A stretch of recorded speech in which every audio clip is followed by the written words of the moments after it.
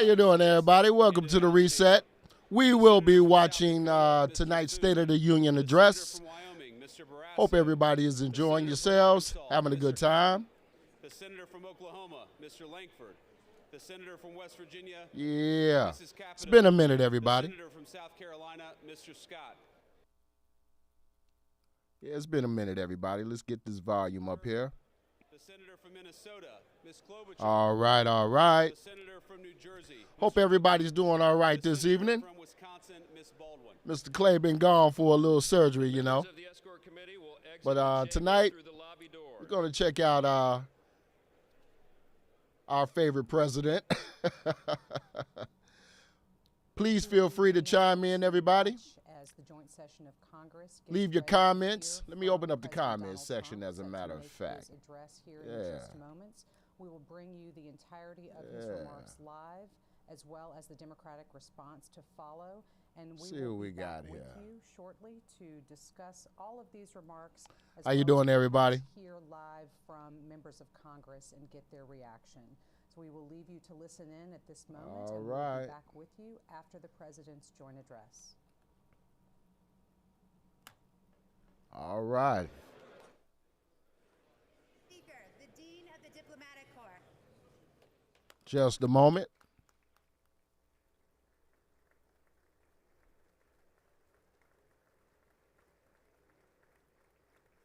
All right.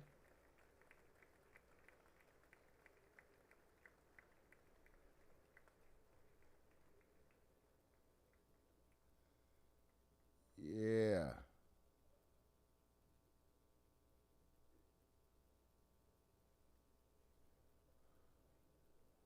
Yeah, our fearless president is on his way, everybody. If you're just tuning in, welcome to the Reset. I'm your host, Mr. Andre Clay. It's been a minute since I've been on the air. Tonight I thought it'd be a good time to get back on. See what the Orange Boy Wonder has to say tonight.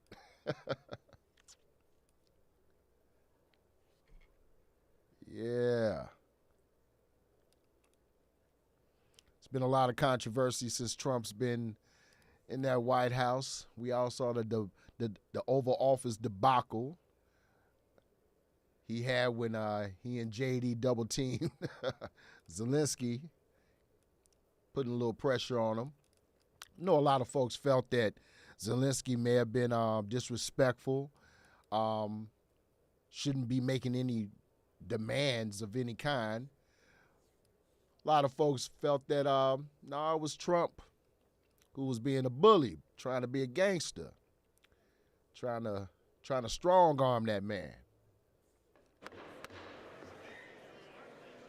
But looks like we're about to get started. Supreme Court. That's great.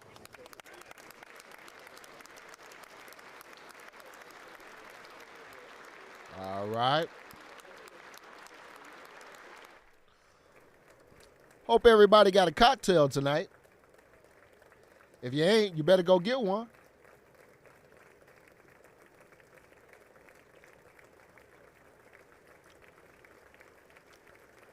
Supreme Court justices walking in.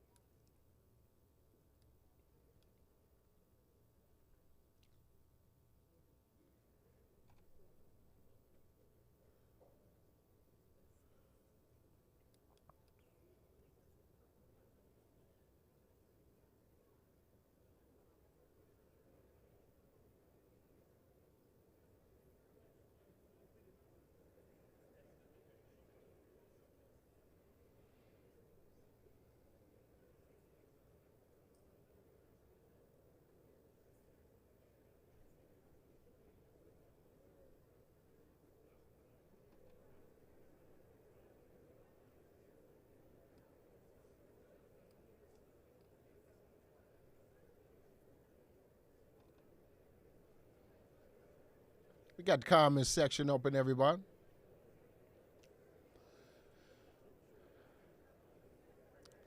Feel free to chime in. Let's give us your opinion about what you're hearing tonight.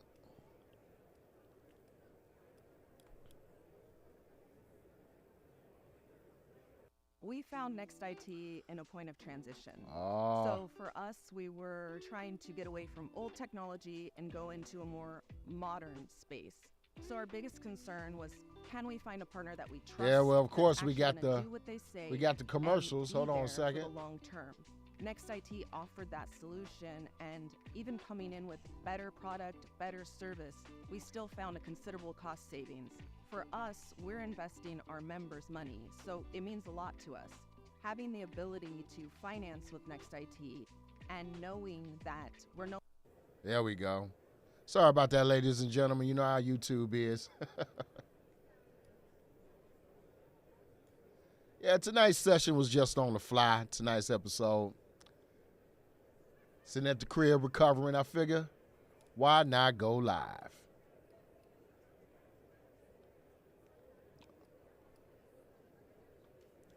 We are broadcasting tonight on YouTube and Facebook. Let me send out a few notices.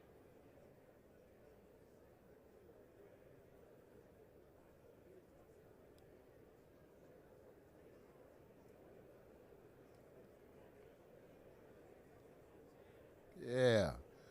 Get a couple of people up here to chat with us.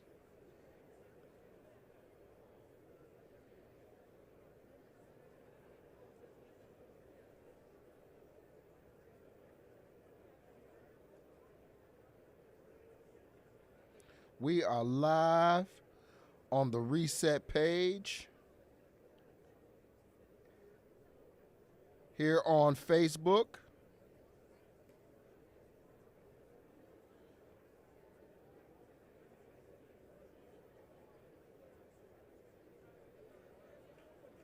We are also live tonight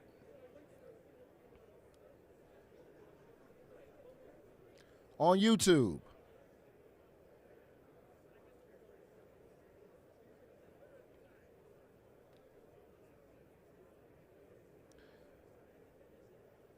You're not doing much, come on and chime in with me. Check out this State of the Union.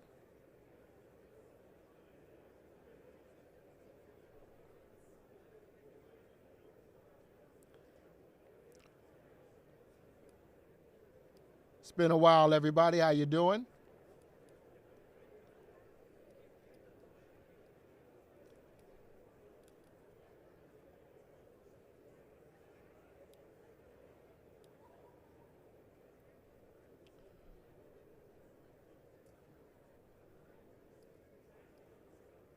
Hope you got your cocktails ready tonight.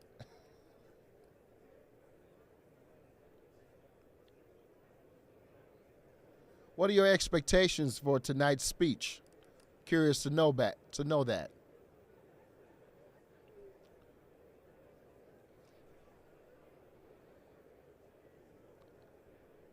What do you expect this president to say?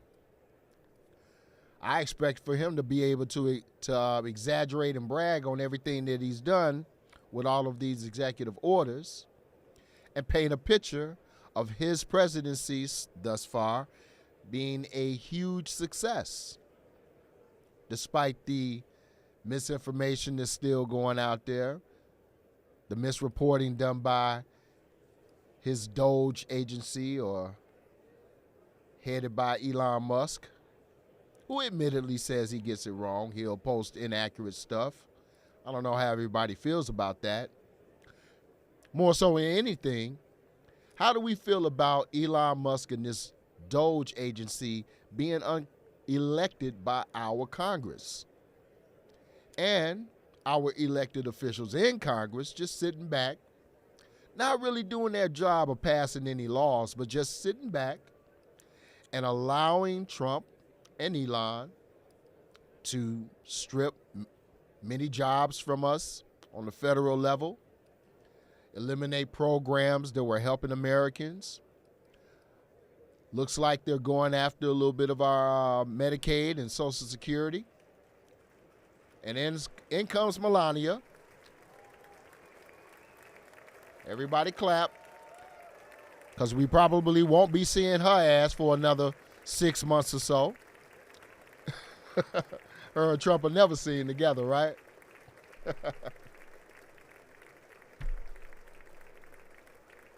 All right.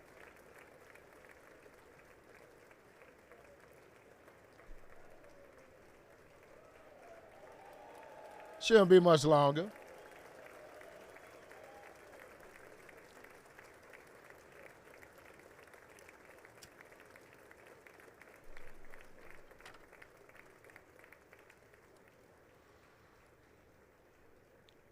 All right, all right. Speaker, the President's Cabinet. Here we go.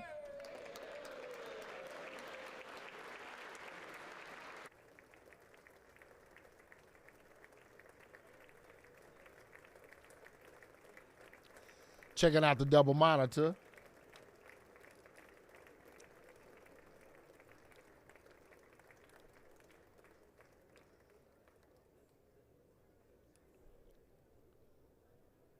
What do you guys think of the job that the president's done thus far? Are you guys in favor? Do you think he's been more showman than anything?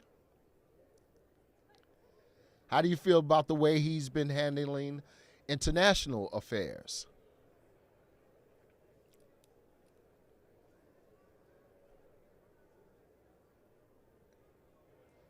You know, a lot of Democrats were talking about not showing up tonight. I'm glad they did. I didn't think it would be very productive for them to not show up at all. Just their presence alone to be able to give the visual, if they had protests, I think would be effective.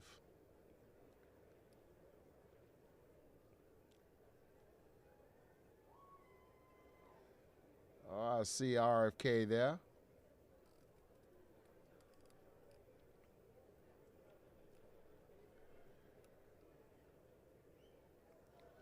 What do you guys think about term limits? I think it's time for it. It's been time for it. I tend to look at Congress and I see a lot of folks that are from previous generations who I can't necessarily say that they are in tune with what's going on now. I can't say they are. But notice, regardless of what side of the aisle, of the political aisle these people are on, they go out to dinner with each other, they have drinks with each other. They're pals, they're buddies. A lot of them. You'll be surprised. But we see the Democrat aisle there, not being very social with everyone, of course.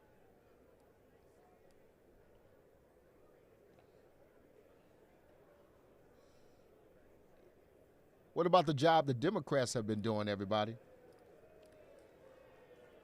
Are they doing enough to be of a resistance to some of Trump's plans? Are some of them on board with some of Trump's plans? That's another answer I think we can look into.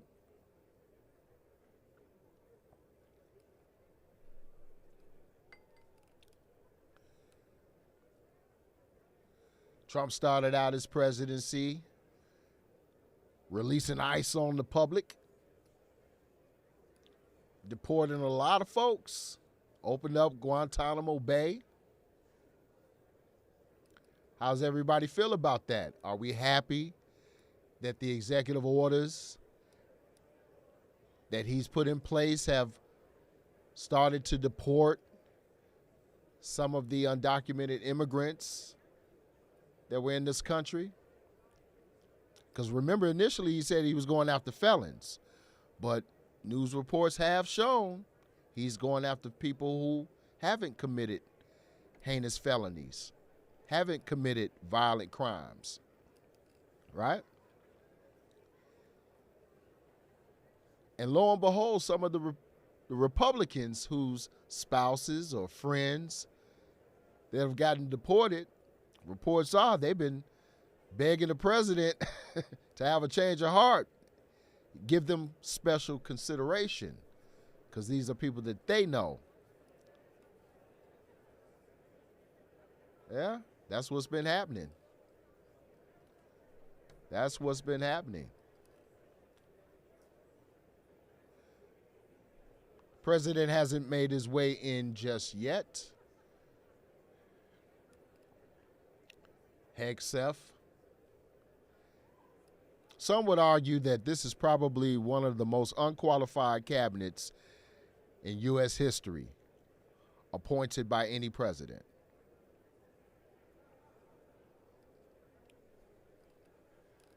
Most of whom have no real life experience in the positions that they've been appointed to. And Congress voted to allow them to be appointed.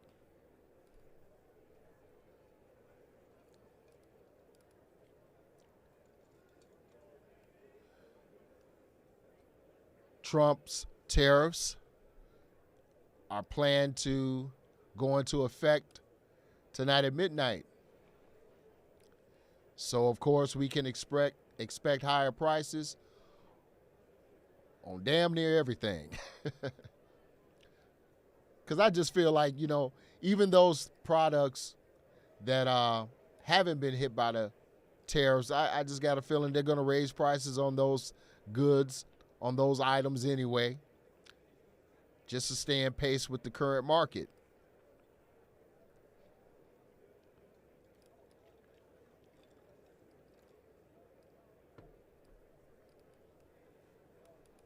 We're not able to afford a lot of what's going on anyway. Rent prices too high. There's been no talks from the president about having any type of caps on rent controls or anything. Housing prices continue to be sky high, making it almost impossible for the average working class American to be able to afford them. But we are seeing new construction going around. But when you look at the prices of them, $400,000, $500,000 for some of these homes, and you wonder, who's going to be able to afford this? Well, I got an idea. It may be a lot of the H-1B1 visa immigrants that Trump and Elon plan to allow to come to our nation. Because remember, the starting salary for one of the H-1B1 visa immigrants is $60,000 a year. Well above what the average American income is, right?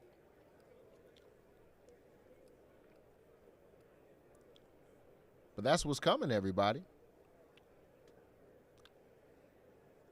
And the $5 million gold visa Trump is offering, he's proposed.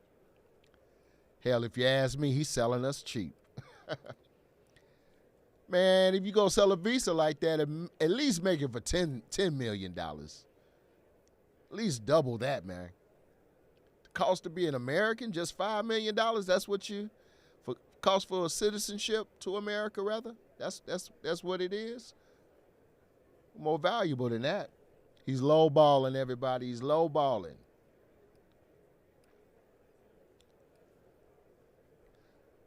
What do you guys feel about that? You see a problem with it?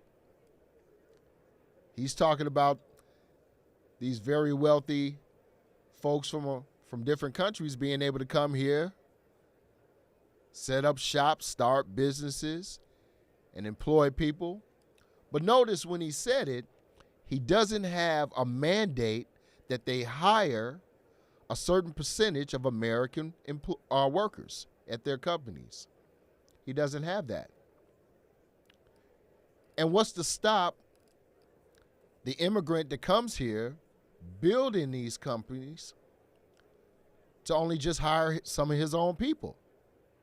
The vast majority of his staff, of his employees, would be those from his country or her country. Without there being some type of stipulation that requires there be American workers there, I don't see the benefit. But here we go. Here we go.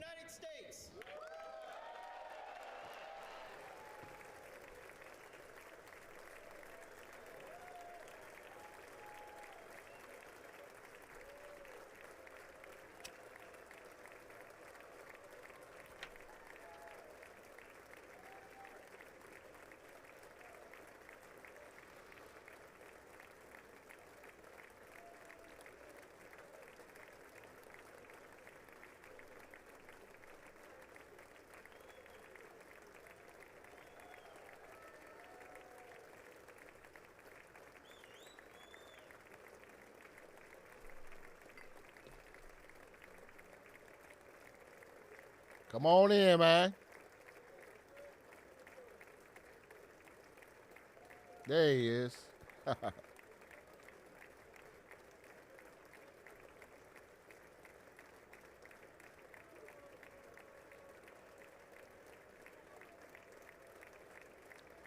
All right.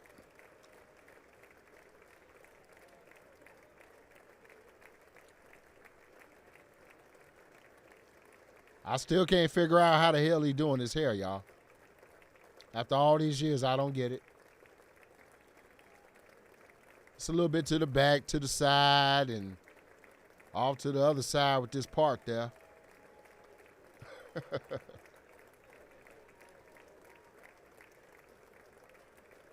Guess it doesn't matter.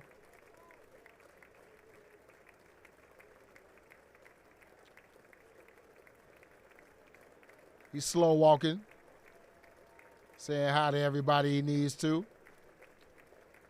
Those that have kissed the ring.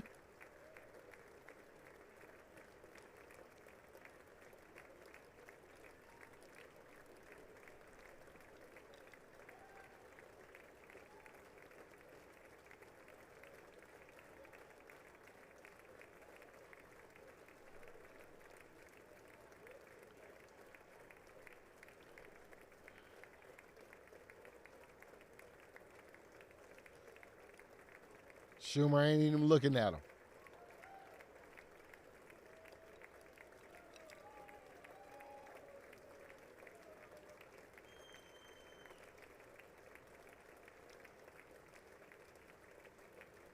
He's going to make sure he talks to those justices, though.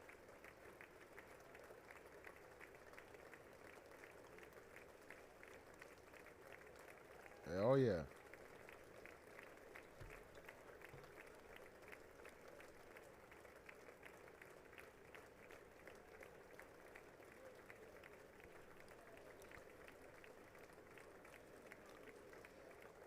If you are watching tonight, ladies and gentlemen, we are live on YouTube. Just go to theresetonline.com, theresetonline.com.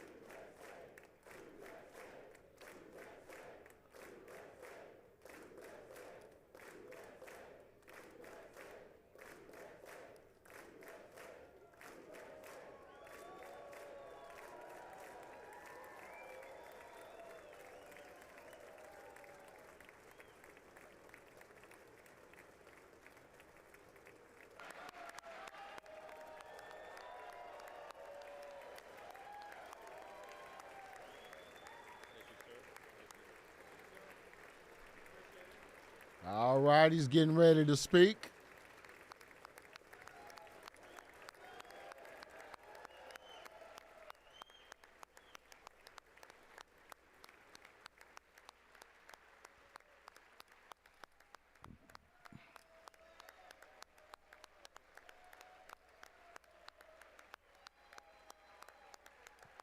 Democrats over there with stone faces.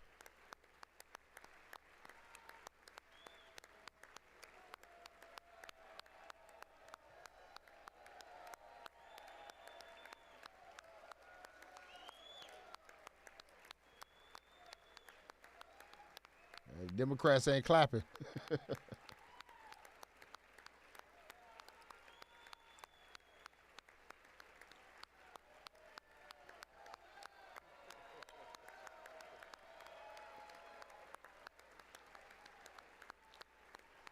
Remember, all you Trump supporters signed up for this.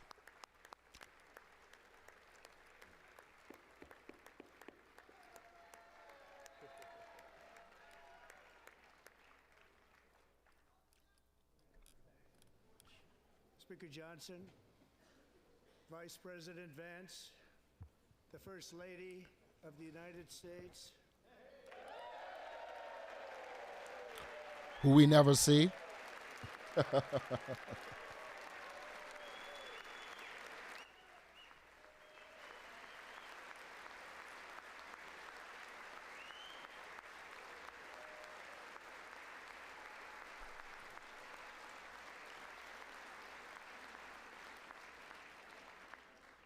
members of the United States Congress, thank you very much. And to my fellow citizens, America is back.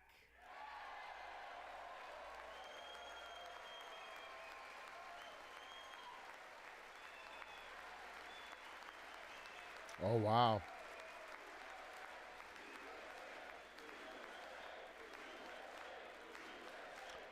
Yeah, it don't look like everybody is convinced of that.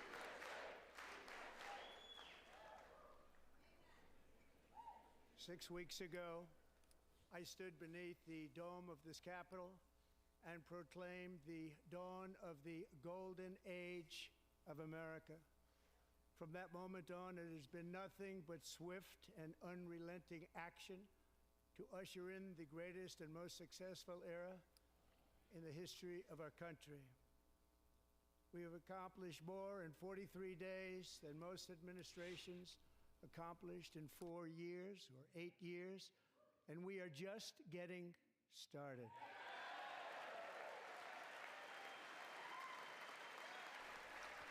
There go Tim Scott ass.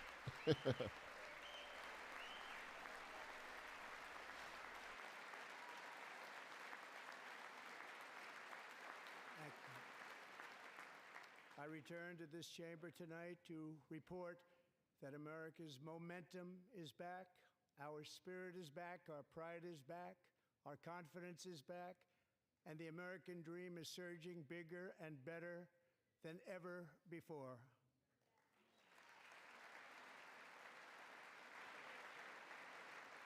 The American dream is unstoppable, and our country is on the verge of a comeback, the likes of which the world has never witnessed and perhaps will never witness again. There's never been anything like it. Is that so? The presidential election of November 5th was a mandate like has not been seen in many decades. We won all 7 swing states, giving us an electoral college victory of 312 votes.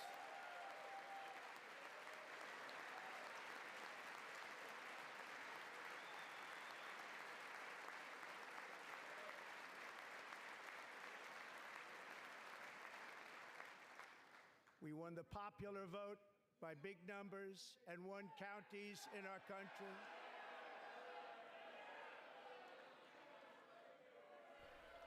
No dispute about that. Just found my actual dream bag on eBay. This super rare center from a seller in Philly. Sports car driving in Soletto's kind of babe. And it came expertly authenticated, like legit, real. So now, on to making my dreams a reality. Yeah, eBay. Lather, rinse, repeat. It never feels like enough. It's not your product. Sorry about that, ladies and gentlemen. You know how these go. Softeners prevent damaging hard water buildup, revitalizing your hair and skin. Upgrade your routine with Culligan. Oh, wow. There we go. Now, for the first time in modern history, more Americans believe that our country is headed in the right direction than the wrong direction. In fact, it's an astonishing record, 27-point swing, the most ever.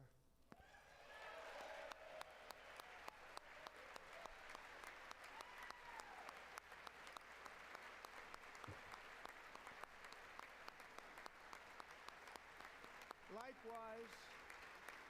Small business optimism saw its single largest one-month gain ever recorded. Mr. President. A 41-point jump.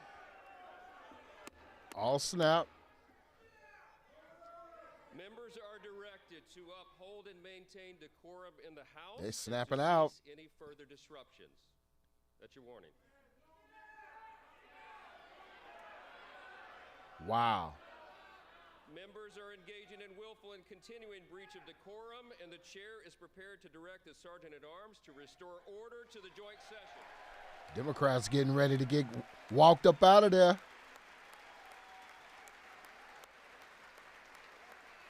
Uh-oh. Uh-oh.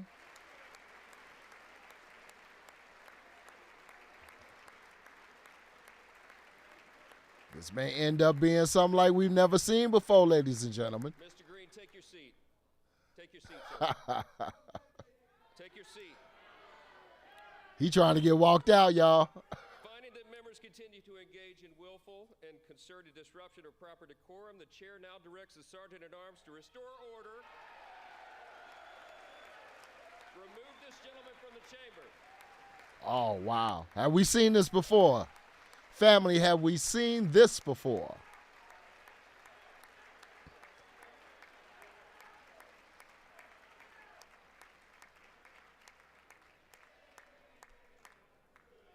Have we ever seen a member of Congress get kicked out during the State of the Union?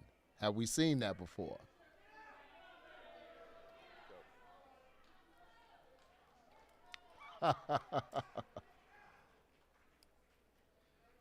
Members are directed to uphold and maintain decorum in the House. Mr. President, you continue. Thank you.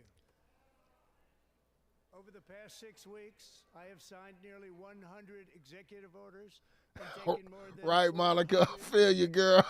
to restore common sense, safety, optimism. Wow and is welfare right. across our wonderful land. The people elected me to do the job, and I'm doing it.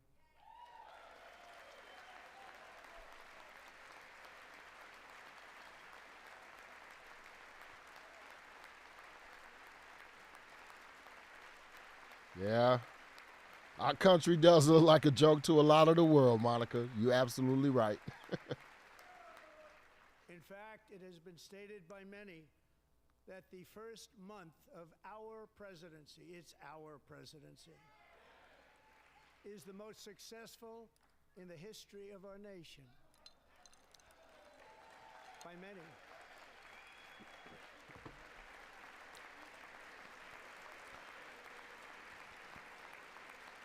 Always the best, And always what the makes most it even successful. More impressive is that, do you know who number 2 is? George Washington. How about that? How about that? I don't know about that list, but we'll take it. Within hours of taking the oath of office, I declared a national emergency on our southern border, and I deployed the U.S. military and Border Patrol to repel the invasion of our country. And what a job they've done. As a result, illegal border crossings last month were by far the lowest ever recorded, ever. What's the number, though? What's the number, player?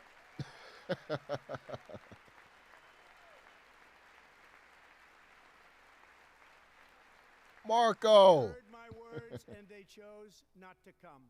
Much easier that way. In comparison, under Joe Biden, the worst president in American history, there were hundreds of thousands of illegal crossings a month, and virtually all of them, including murderers, drug dealers, gang members, and people from mental institutions and insane asylums, were released into our country. Who would want to do that? This is my 5th such speech to Congress. And once again, I look at the Democrats in front of me, and I realize there is absolutely nothing I can say to make them happy or to make them stand or smile or applaud. Nothing I can do. I could find a cure to the most devastating disease, a disease that would wipe out entire nations, or announce the answers to the greatest economy in history. He flat calling them out. Or the stoppage of crime to the lowest levels ever recorded. And these people sitting right here will not clap, Wow. will not stand, and certainly will not cheer for these astronomical achievements. They won't do it, no matter what. Yeah, he's focused on the Democrats. I've been up here. He is offended. And it just shouldn't be this way. That man is offended.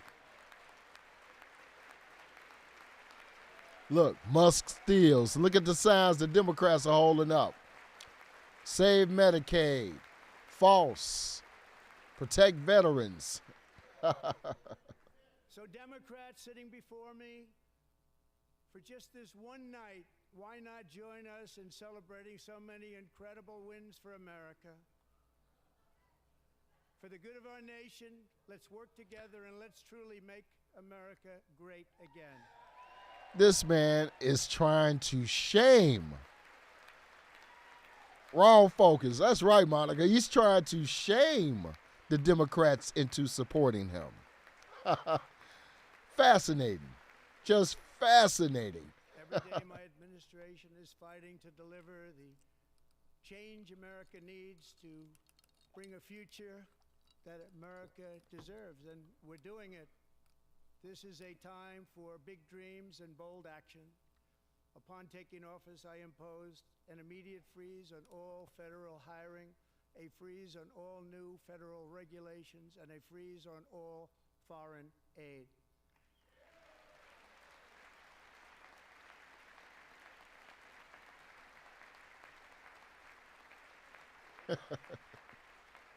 I terminated the ridiculous Green New Scam.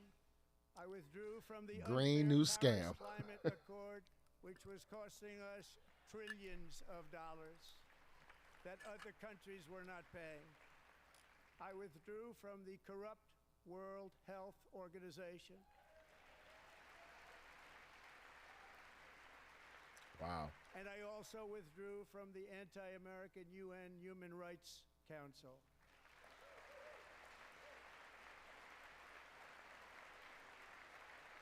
We ended all of Biden's environmental restrictions that were making our country far less safe and totally unaffordable.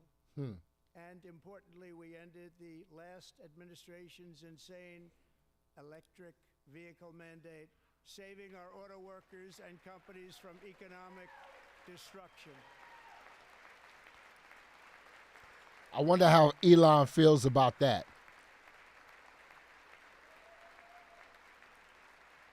He probably doesn't care. Shit. Unshackle our economy. I have directed that for every one new regulation, 10 old regulations must be eliminated, just like I did in my very successful first term.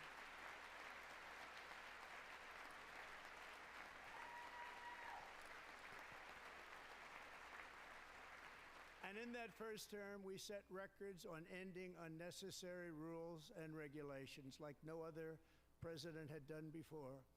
We ordered all federal workers to return to the office. They will either show up for work in person or be removed from their job. Sounding like a dictator, right?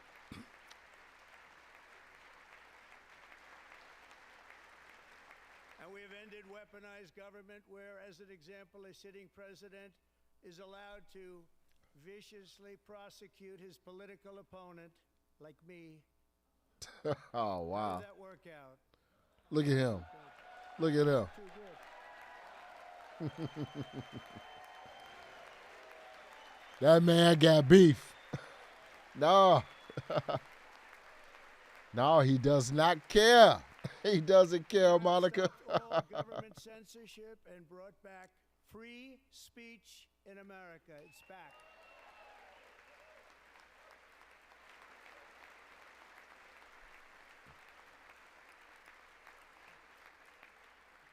And 2 days ago, I signed an order making English the official language of the United States of America. We knew that was coming. I knew that was coming when he became president.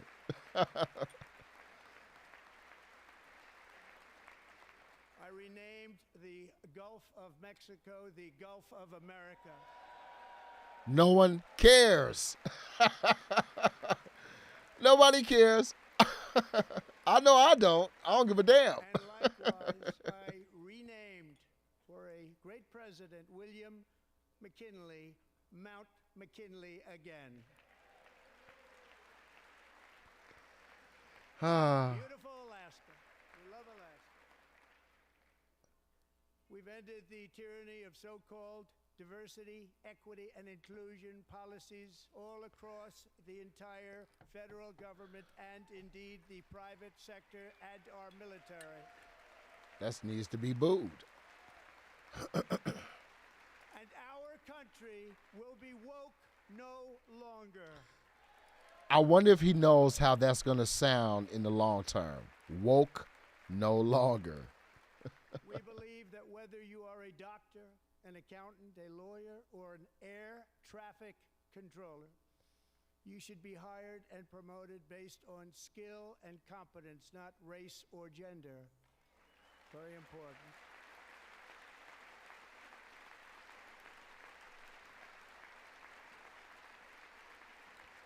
You should be hired based on merit. And the Supreme Court, in a brave and very powerful decision, has allowed us to do so. Thank you. Thank you very much. Thank you. We have removed the Monica? critical race theory from our public schools, and I signed an order making it the official policy of the United States government that there are only two genders, male and female.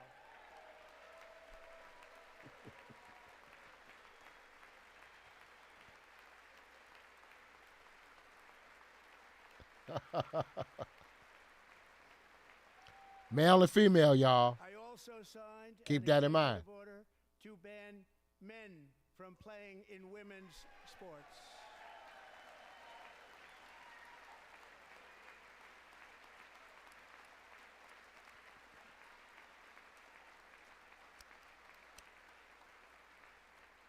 Three years ago, Peyton McNabb was an all-star high school athlete, one of the best, preparing for a future in college sports.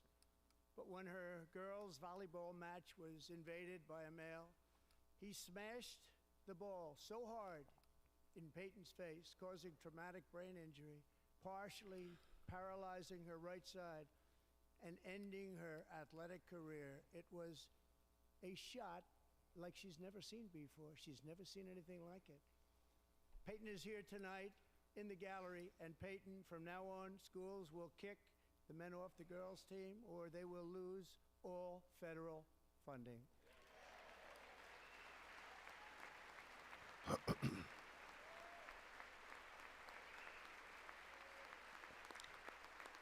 Peyton got popped in that damn grill, and she said, "No, I'm going to need your help, President. Mr. President, I'm going to need your help."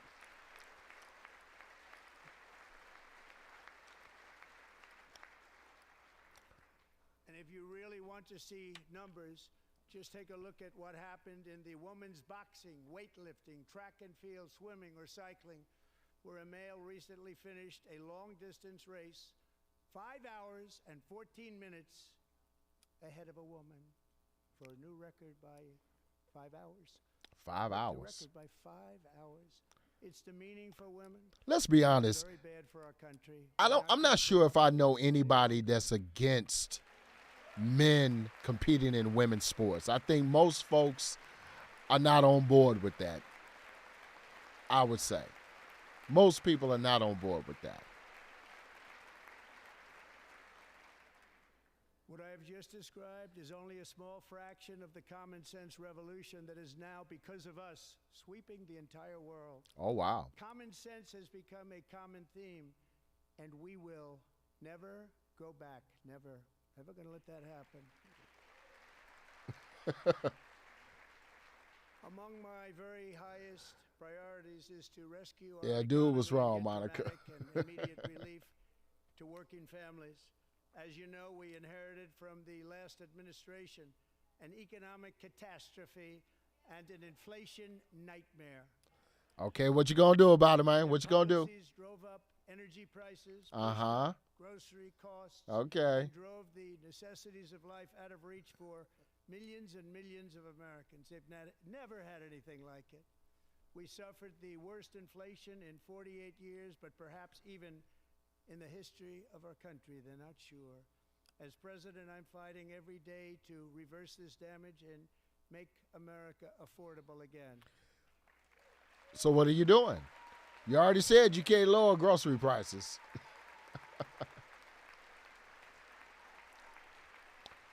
Monica, you may be on to something because I got a feeling the Republicans will lose the midterms too. Let the price of eggs get out of control. The egg price is out of control. Biden made the eggs get out of We're control. working hard to get it back. Not bird flu. Do a good job on that. You Not inherited bird a flu. total mess from the previous It was Biden. administration. Do a good job. But what are you going to do? If it's not the bird flu, of course. A major focus of our fight to defeat inflation is rapidly reducing the cost of energy. The previous administration cut the number of new oil and gas leases by 95%, slowed pipeline construction to a halt, and closed more than 100 power plants. We are opening up many of those power plants right now. So I guess that means a reduction on our utilities, right? But now that we got them damn tariffs on Canada. We have never seen anything like it. That's why on my first day in office, I declared a national energy emergency. And you've heard me say many times, we have more liquid gold under our feet than any nation on earth, and by far. And now I fully authorize the most talented team ever assembled to go and get it. It's called Drill, Baby, Drill. Hey, Robert Booker, Democrats gonna play pickleball? Hey, man, I don't know what they gonna do.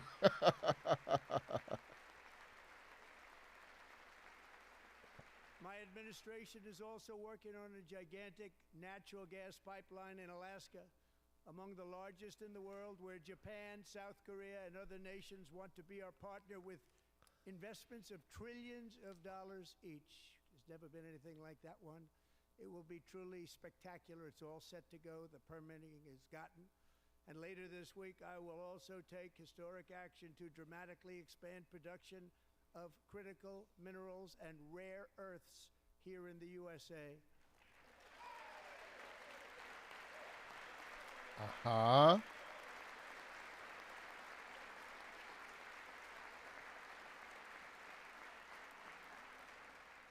To further combat inflation, we will not only be reducing the cost of energy, but will be ending the flagrant waste of taxpayer dollars. Is that right? Hey, I wonder if he's going to talk about the $5,000 checks, people. And to that end, I have created the brand new Department of Government Efficiency. Uh-oh. DOGE. Perhaps you've heard of it. Perhaps. Perhaps you heard of it. Dems better ante up. I hear you, Monica. I hear you. Which is headed by Elon Musk, who is in the gallery tonight. Hey, he's wearing a suit, everyone. He's wearing a suit. You can't say shit now. He's wearing a suit. Got his hair cut. 14th baby mama. Go, boy. Thank you, Elon. He's working very hard. He didn't need this. He didn't need this. Thank you very much. We appreciate it. Everybody here, even this side, appreciates it, I believe. They just don't want to admit that. Just listen to some of the appalling waste we have already identified. Uh-oh, here we go. $22 billion from HHS to provide free housing and cars for illegal aliens. $45 million for diversity, equity, and inclusion scholarships in Burma. $40 million to improve the social and economic inclusion of sedentary migrants. Nobody knows what that is. $8 million to promote LGBTQI Plus. in the African nation of Lesotho, which nobody has ever heard of. Look at you. $60 million for indigenous peoples and Afro-Colombian empowerment in Central America. $60 million. $8 million for making mice transgender. This is real. He said this is real. $32 million for a left-wing propaganda operation in Moldova. $10 million for male circumcision in Mozambique. $20 million for the Arab Sesame Street in the Middle East. It's a program. $20 million for a program. $1.9 billion to recently created Decarbonization of Homes Committee, headed up, and we know she's involved. Just at the last moment, the money was passed over by a woman named Stacey Abrams. Have you ever heard of her? Oh, wow. A $3.5 million consulting contract for lavish fish monitoring. $1.5 million for voter confidence in Liberia. $14 million for social cohesion in Mali. $59 million for illegal alien hotel rooms in New York City. That's right. Now, I don't agree with the money having done to all those places. I think most Americans agree with waste, fraud, and all of that being $42 million for social discovered. We have no problem with that. $14 million for improving yes, ma'am. in Serbia. That could go towards reparations. Absolutely. Absolutely. Outcomes in Asia. Asia's doing very well with learning. We know what we're doing. Should use it ourselves. And $101 cracking million jokes, for y'all. DEI He is contracts funny. At the Department of Education, the most ever paid. Nothing even like it. Under the Trump administration, all of these scams, and they're far worse, but I didn't think it was appropriate to talk about them. They're so bad. Many more have been found out and exposed and swiftly terminated by a group of very intelligent, mostly young people, headed up by Elon, and we appreciate it. We found hundreds of billions of dollars of fraud. You may have a point there, Monica. A lot of folks do suspect Elon is going to get a nice little chunk of change out of the work that he's doing. Oh, yeah. Oh, yeah. At Granger, here we're we for go. the ones who pay attention. We to got to do a commercial break, everybody. The ones who fuss, tinker, and sweat the small stuff. Because you know the tiniest thing can make the biggest difference when it comes to keeping business moving. We get it. We're the same way, offering access to product experts to help you quickly and easily find what you need. There so we whatever go. your industry. $1 billion in our nation. There we go, ladies and gentlemen. We're working very hard to stop it. We're going to.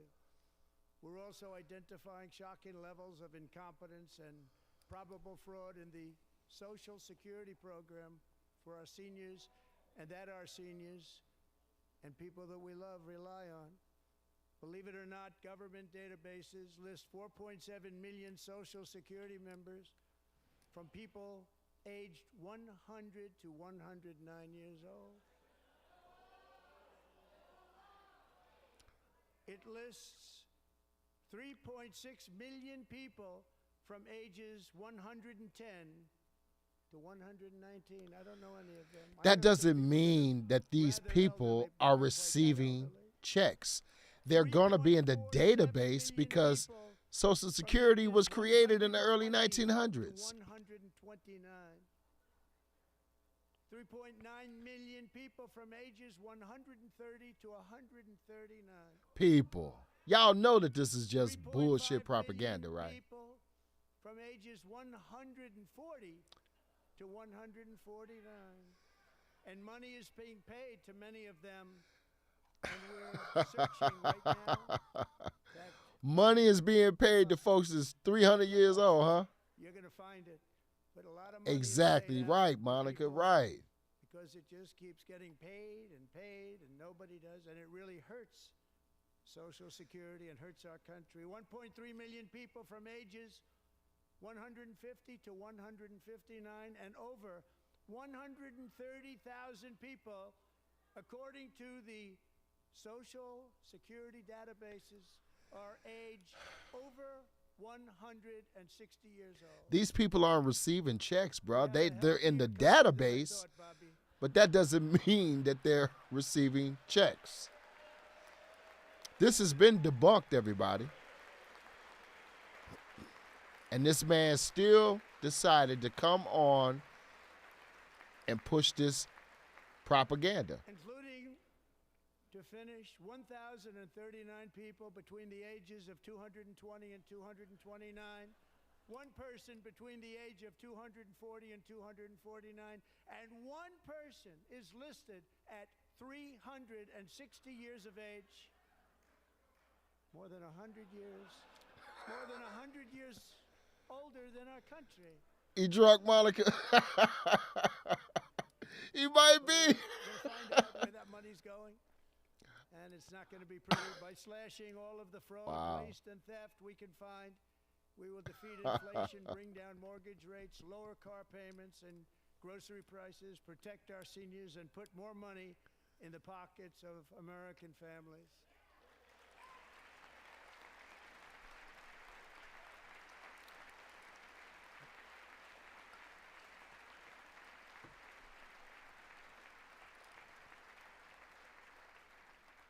And today, interest rates took a beautiful drop, big, beautiful drop. It's about time. But not the stock market. In the near future, I want to do what has not been done in 24 years, balance the federal budget. We're going to balance it.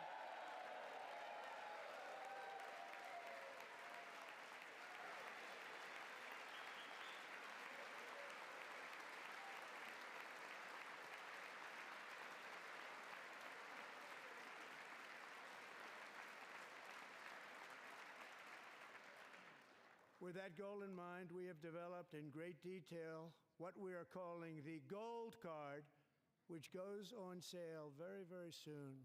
For $5 million, we will allow the goes on sale job-creating people from all over the world to buy a path to U.S.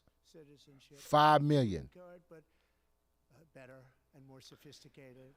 You're going to sell it, man. Sell it for $10 million. People will have to pay tax in our country. They won't have to pay tax from where they came. The money that they've made, you wouldn't want to do that, but they have to pay tax, create jobs. They'll also be taking people out of colleges and paying for them so that we can keep them in our country instead of having them being forced out. Number one, at the pathway to citizenship for H-1B1 visa immigrants. Being allowed to stay and create tremendous numbers of jobs and great success for a company out there. So while we take out the criminals, killers, why don't you educate American people who are allowed to enter our country under the open border policy of these people, the Democrats, the Biden administration, the open border insane policies that you've allowed to destroy our country. We will now bring in brilliant, hardworking, job-creating people. They're going to pay a lot of money, and we're going to reduce our debt with that money. Wow.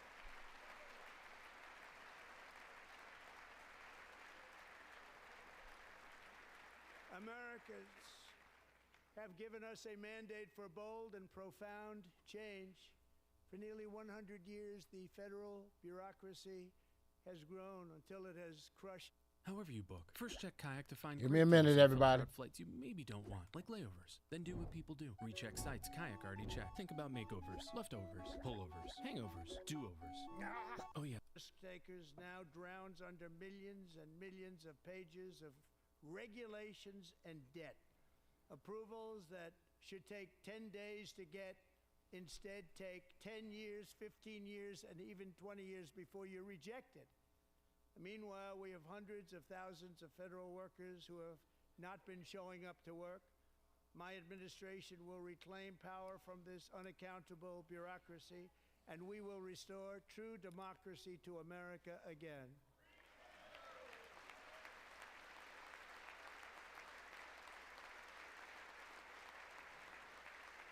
I don't think firing people is the answer. You're firing American workers, but you're opening up the floodgates for H-1B1 visa recipients to come here. Okay. Because we are draining the swamp. It's very simple. And the days of rule by unelected bureaucrats are over. Unelected bureaucrats like Elon Musk? Isn't that what Doge is? How hypocritical can you be?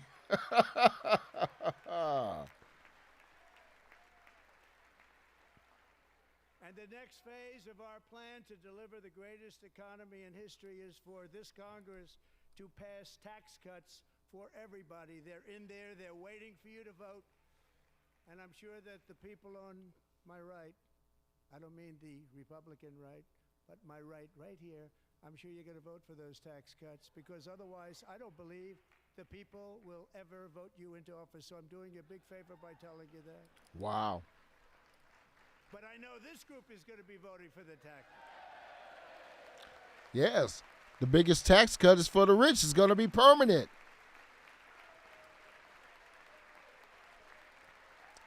If the wealthy stand to benefit, it is likely going to be permanent for them. Very big part of our plan. We had tremendous success in our first term with it. A very big part. Yeah, we got to learn more about this tax cut plan that he has, everybody. All across the board. Absolutely. And to get urgently needed relief to Americans hit especially hard by inflation, I'm calling for no tax on tips, no tax on overtime, and no tax on Social Security benefits for our great seniors.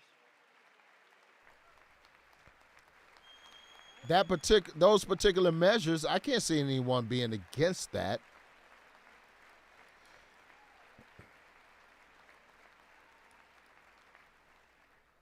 And I also want to make interest payments on car loans tax deductible, but only if the car is made in America.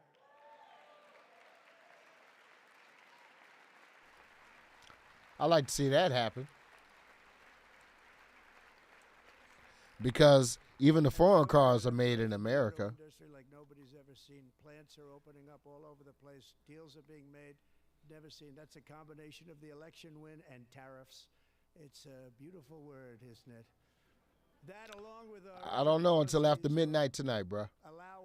We'll know in a few months. Absolutely boom. It's going to boom. Whether it's as beautiful as he says it is. Top people, and they're so excited. In fact, already numerous car companies have announced that they will be building massive automobile plants in America, with Honda just announcing a new plant in Indiana, one of the largest anywhere in the world.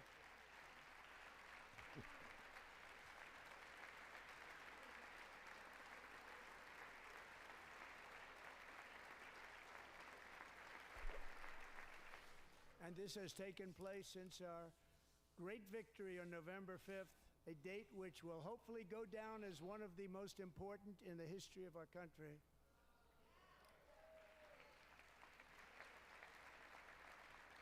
In addition, as part of our tax cuts, we want to cut taxes on domestic production and all manufacturing. And just as we did before, we will provide 100% expensing. It will be retroactive to January 20th, 2025. And it was one of the main reasons why our tax cuts were so successful in our first term, giving us the most successful economy in the history of our country. First term. We had a great first term. Y'all believe that? If you don't make your product in America, however, under the Trump administration, you will pay a tariff, and in some cases, a rather large one. Other countries have used tariffs against us for decades, and now it's our turn to start using them against those other countries. On average, the European Union, China, Brazil, India, Mexico, and Canada, have you heard of them? And countless other nations charge us tremendously higher tariffs than we charge them. It's very unfair. They have smaller economies, too. India charges us auto tariffs higher than 100%. China's average tariff on our products is twice what we charge them. And South Korea's average tariff is 4 times higher. Think of that, 4 times higher. And we give so much help militarily and in so many other ways to South Korea, but that's what happens. This is happening by friend and foe. This system is not fair to the United States and never was, and so on April 2nd, I wanted to make it April 1st, but I didn't want to be accused of April Fool's Day. That's not, just one day cost us a lot of money. But we're going to do it in April. I'm a very superstitious person. April 2nd, reciprocal tariffs kick in. And whatever they tariff us, other countries, we will tariff them. That's reciprocal, back and forth. Whatever they tax us, we will tax them. If they do non-monetary tariffs to keep us out of their market, then we will do non-monetary barriers to keep them out of our market. There's a lot of that, too. They don't even allow us in their market. We will take in trillions and trillions of dollars and create jobs like we have never seen before. I did it with China, and I did it with others, and the Biden administration couldn't do anything about it because there was so much money they couldn't do anything about it. We have been ripped off for decades by nearly every country on earth, and we will not let that happen any longer.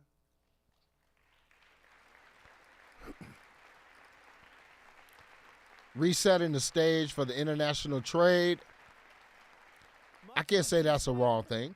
Over the last 3 months about Mexico and Canada, but we have very large deficits with both of them. I just don't like the American people paying the price for it. Come into our country at levels never seen before, killing hundreds of thousands of our citizens and many very young, beautiful people, destroying families.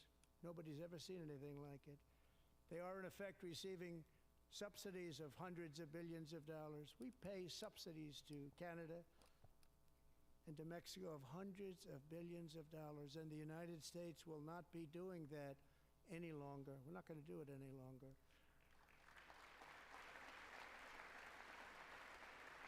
Thanks to I hear you, Monica. America First policies we're putting into place, we have had $1.7 trillion of new investment in America in just the past few weeks. The combination of the election and our economic policies that people of SoftBank, one of the most brilliant anywhere in the world, announced a $200 billion investment. OpenAI and Oracle, Larry Ellison, announced $500 billion investment, which they wouldn't have done if Kamala had won. Apple he stay on them Democrats. Stay on their neck. Tim Cook called me. He said, I cannot spend it fast enough. It's going to be much higher than that, I believe. They'll be building their plants here instead of in China.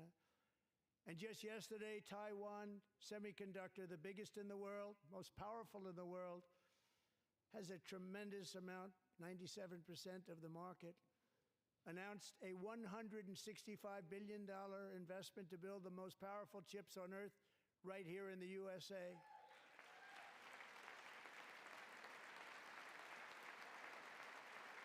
I think it's good he's been able to get companies from around the world to want to invest in us. Is a horrible, horrible thing. We give hundreds of billions of dollars, and it doesn't mean a thing. They take our money and they don't spend it.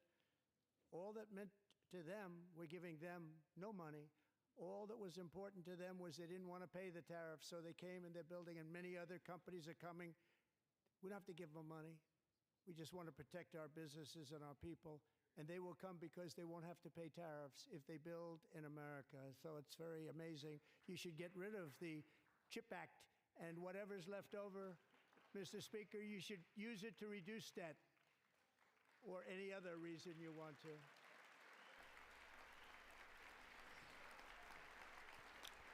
So he's instructing Congress to go after the CHIP Act and make it by law, rescind it by law. Our new trade policy will also be great for the American farmer. I love the farmer. Who will now be selling into our home market, the USA, because nobody is going to be able to compete with you. Because those goods that come in from other countries and companies, they're really in a bad position in so many different ways. They're uninspected. They may be very dirty and disgusting, and they come in and they pour in, and they hurt our American farmers. The tariffs will go on agricultural product coming into America, and our farmers, starting on April 2nd, it may be a little bit of an adjustment period. We had that before when I made the deal with China, $50 billion of purchases, and I said, just bear with me, and they did. They did. Probably have to bear with me again, and this will be even better. That was great. The problem with it was that Biden didn't enforce it. He didn't enforce it. $50 billion of purchases, and we were doing great, but Biden did not enforce it, and it hurt our farmers. But our farmers are going to have a field day right now. So to our farmers, have a lot of fun. I love you too. I love you too. It's all going to happen.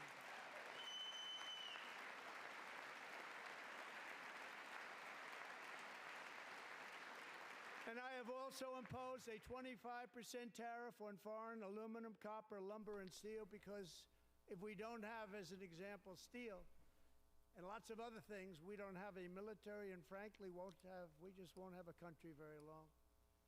Here today is a proud American steelworker, fantastic person from Decatur, Alabama, Jeff Denard. Has been working at the same steel plant for 27 years in a job that has allowed him to serve as the captain of his local volunteer fire department, raise 7 children with his beautiful wife, Nicole, and over the years provide a loving home for more than 40 foster children. So great, Jeff.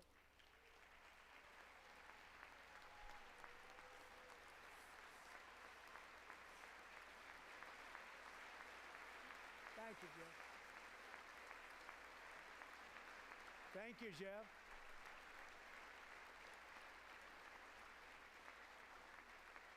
Stories like Jeff's remind us that tariffs are not just about protecting American jobs. They're about protecting the soul of our country.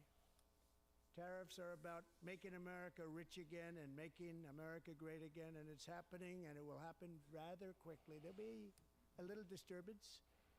A little disturbance. We're okay with that? It won't be much. No, you're not. Oh. And look where Biden took us. Very low, the lowest we've ever been. Jeff, I want to thank you very much. And I also want to recognize another person who has devoted herself to foster care community. She works so Change hard that subject. A very loving person, our magnificent First Lady of the United States.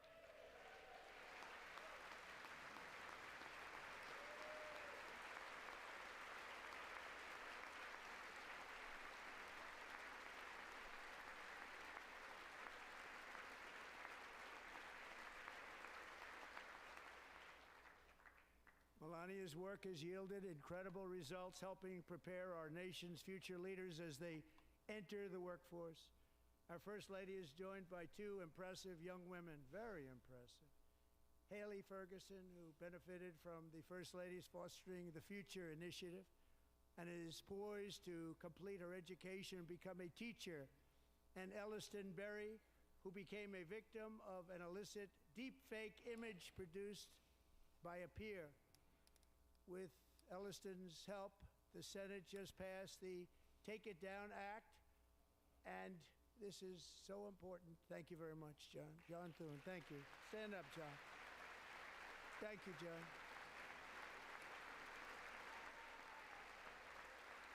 Thank you all very much.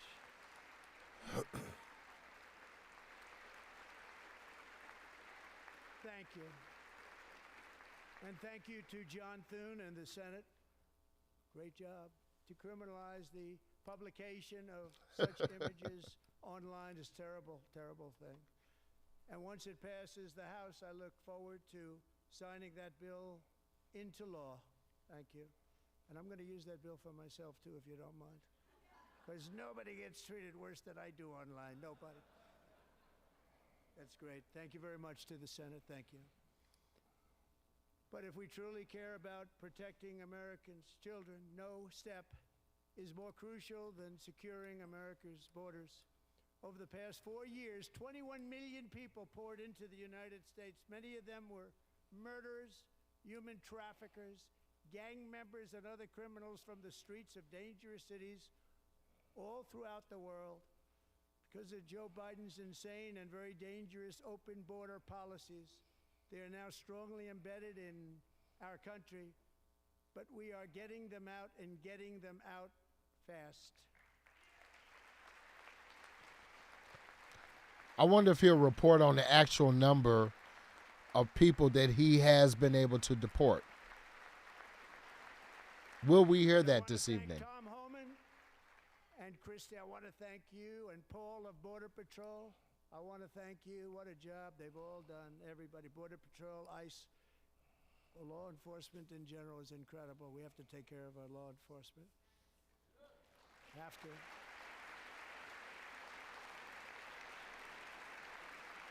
Last year,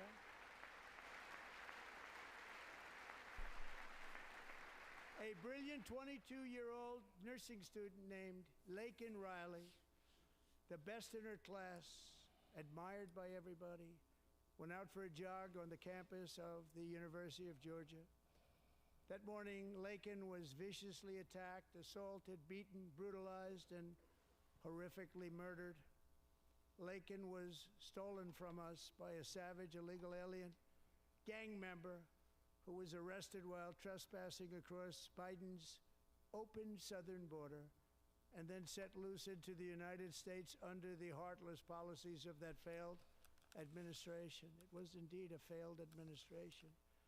He had then been arrested and released in a Democrat-run sanctuary city, a disaster, before ending the life of this beautiful young angel. With us this evening are Laken's beloved mother, Allison, and her sister, Lauren.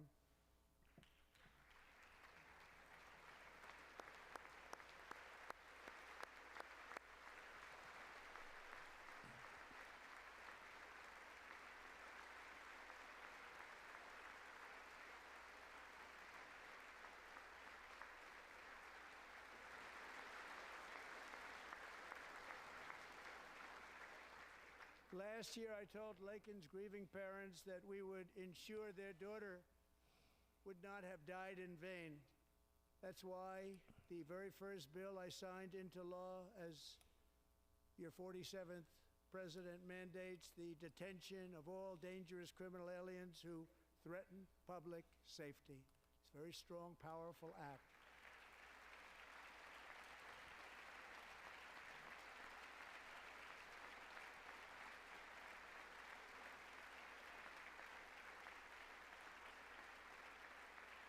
It's called the Laken-Riley Act.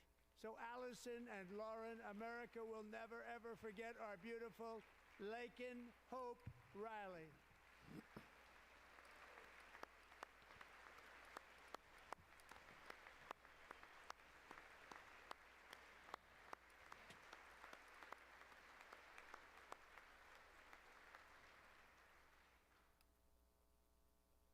Thank you very much. Since taking office, my administration has launched the most sweeping border and immigration crackdown in American history, and we quickly achieved the lowest numbers of illegal border crossers ever recorded. Thank you. Ever recorded.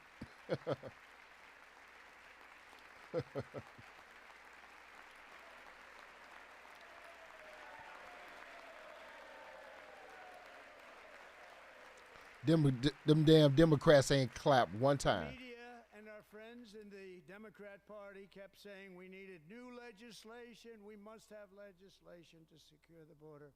But it turned out that all we really needed was a new president. Wow.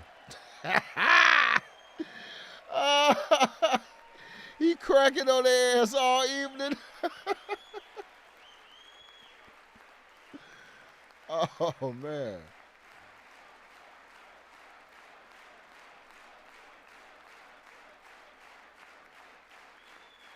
All we ever needed was a new president. Joe Biden didn't just open our borders, he flew illegal aliens over them to overwhelm our schools, hospitals, and communities throughout the country.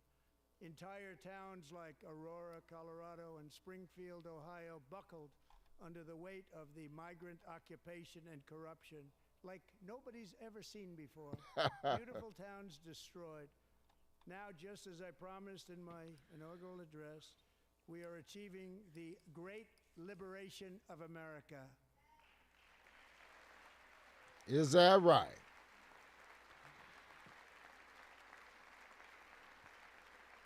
But there still is much work to be done. Here tonight is a woman I have gotten to know, Alexis Nungary from Houston. Wonderful woman. What's her name, Donald? His 12-year-old daughter, her precious Jocelyn, walked to a nearby convenience store. She was kidnapped, tied up, assaulted for 2 hours under a bridge, and horrifically murdered. Arrested and charged with this heinous crime are 2 illegal alien monsters from Venezuela, released into America by the last administration through their ridiculous open border. The death of this beautiful 12-year-old girl and the agony of her mother and family touched our entire nation greatly. Alexis, I promised that we would always remember your daughter, your magnificent daughter, and earlier tonight I signed an order keeping my word to you. One thing I have learned about Jocelyn is that she loved animals so much. She loved nature. Across Galveston Bay, from where Jocelyn lived in Houston, you will find a magnificent national wildlife refuge, a pristine, peaceful, 34,000-acre sanctuary for all of God's creatures on the edge of the Gulf of America. Alexis, moments ago, I formally renamed that refuge in loving memory of your beautiful daughter, Jocelyn. So, Mr. Vice President, if you would, may I have the order?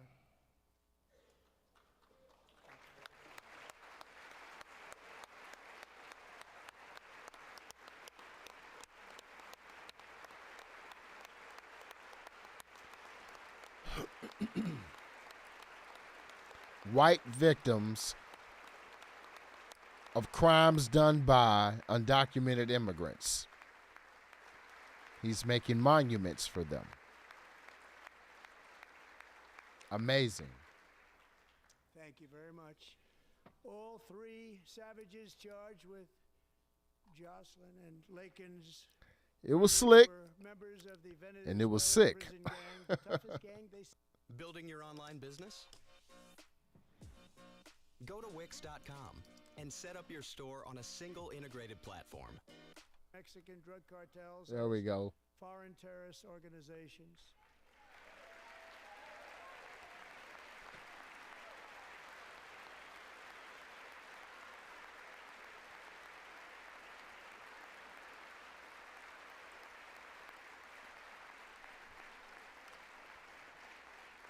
They are now officially in the same category as ISIS, and that's not good for them. Countless thousands of these terrorists were welcomed into the U.S. by the Biden administration.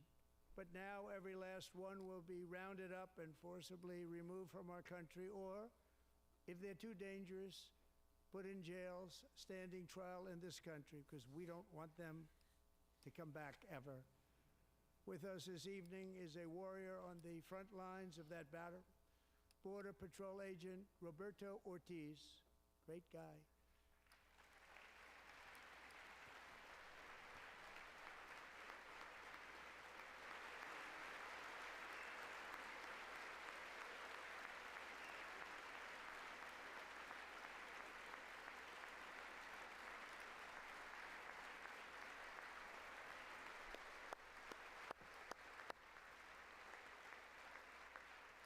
In January, Roberto and another agent were patrolling by the Rio Grande near an area known as Cartel Island. Doesn't sound too nice to me. When heavily armed gunmen started shooting at them. Roberto saw that his partner was totally exposed, at great danger, and he leapt into action, returning fire and providing crucial seconds for his fellow agent to seek safety, just barely. I have some of the prints of that event, and it was not good. Agent Ortiz, we salute you for your great courage and for your line of fire that you took and for the bravery that you showed. We honor you, and we will always honor you. Thank you, Roberto, very much.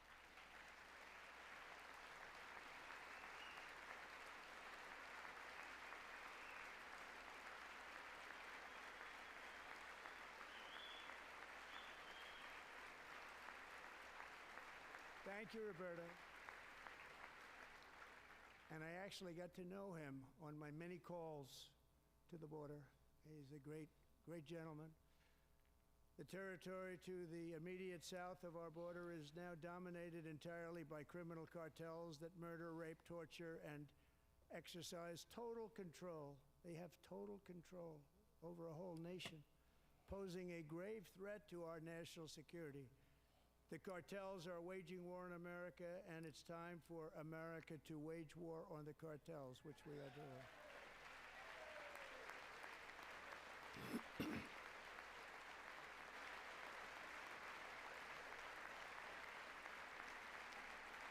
Five nights ago, Mexican authorities, because of our tariff policies being imposed on them, think of this, handed over to us 29 of the biggest cartel leaders in their country. That has never happened before. They want to make us happy. First time ever. But we need Mexico and Canada to do much more than they've done, and they have to stop the fentanyl and drugs pouring into the USA. They're going to stop it. I have sent Congress a detailed funding request laying out exactly how we will eliminate these threats to protect our homeland and complete the largest. But most of these drugs are being brought in by American citizens. Current record holder, President Dwight D. Eisenhower, a moderate man, but someone who believed very strongly in borders. Americans expect Congress to send me this funding without delay so I can sign it into law. So, Mr. Speaker, John Thune, both of you, I hope you're going to be able to do that, Mr. Speaker. Thank you. Mr. Leader, thank you. Thank you very much. And let's get it to me. I'll sign it so fast, you won't even believe it.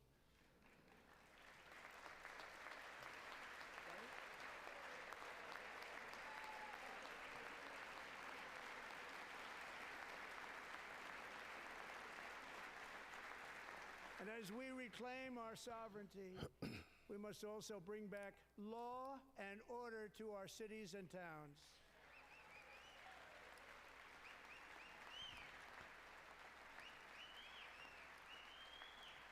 In recent years, our justice system has been turned upside down by radical left lunatics. Stay attacking them. Virtually ceased enforcing the law against dangerous repeat offenders while weaponizing law enforcement against political opponents like me. My administration has acted swiftly and decisively to restore fair, equal, and impartial justice under the constitutional rule of law, starting at the FBI and the DOJ. Pam, good luck. Cash, wherever you may be, good luck. Good luck. Pam Bondi. Good luck. So important. Going to do a great job. Cash, thank you. Thank you, Cash. They on board, y'all. They on code now. They've already started very strong. They're going to do a fantastic job. You're going to be very proud of them. We're also once again giving our police officers the support, protection, and respect they so dearly deserve. They have to get it. They have such a hard day. They have to earn it. Make it less dangerous. The problem is the bad guys don't respect the law, but they're starting to respect it, and they soon will respect it. This also includes our great fire departments throughout the country. Our firemen and women are unbelievable people, and we'll never forget them. And besides that, they voted for me in record numbers, so I have no choice.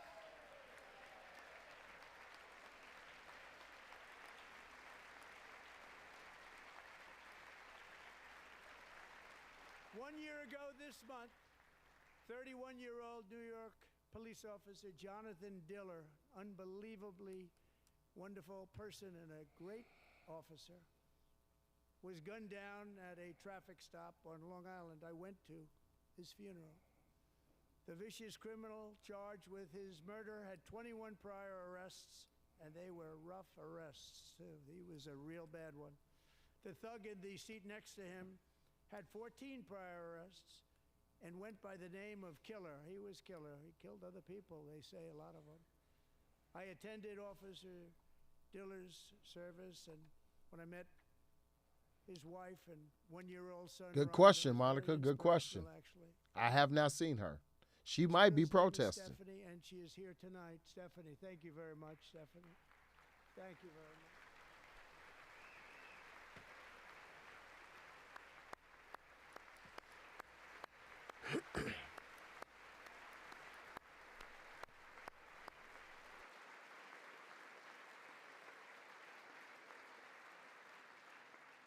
Stephanie, we're going to make sure that Ryan knows his dad was a true hero, New York's finest, and we're going to get these cold-blooded killers and repeat offenders off our streets, and we're going to do it fast. Got to stop it. They get out with 28 arrests. They push people into subway trains. They hit people over the head, back of the head with baseball bats. We got to get them out of here. I've already signed an executive order requiring a mandatory death penalty for anyone who murders a police officer. And tonight I'm asking Congress to pass that policy into permanent law. Wow. Death penalty to anyone who murders a police officer.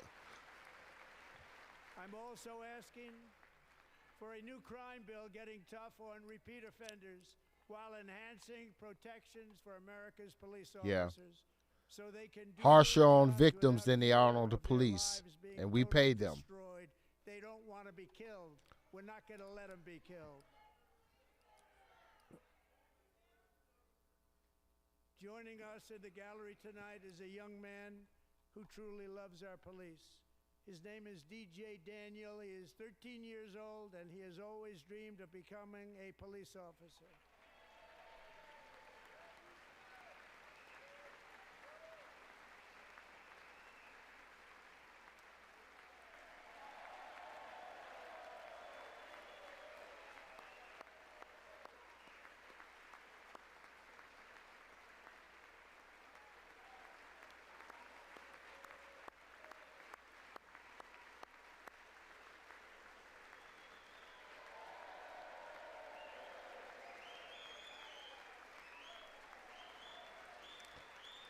Yeah.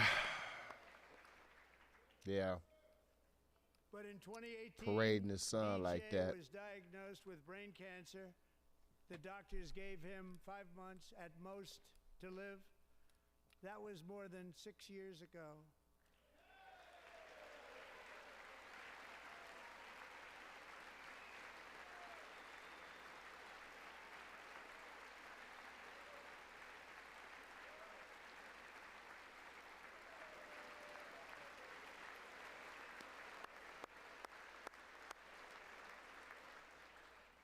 Since that time, DJ and his dad have been on a quest to make his dream come true, and DJ has been sworn in as an honorary law enforcement officer, actually a number of times. The police love him, the police departments love him. And tonight, DJ, we're going to do you the biggest honor of them all. I am asking our new Secret Service Director, Sean Curran, to officially make you an agent of the United States Secret Service.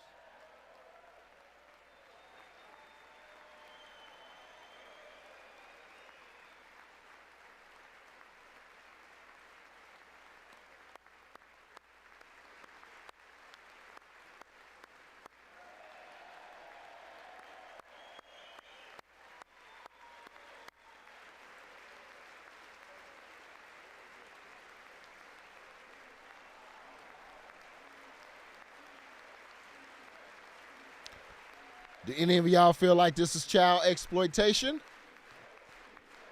for political gain?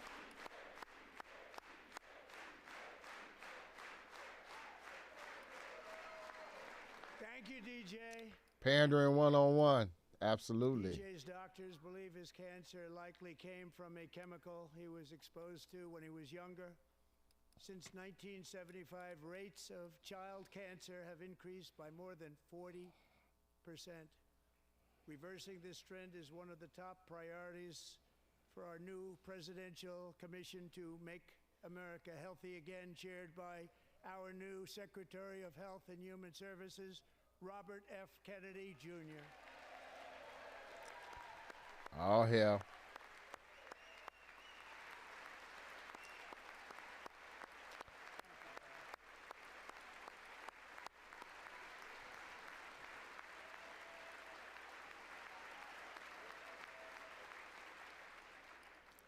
Mr. Anti-Vax.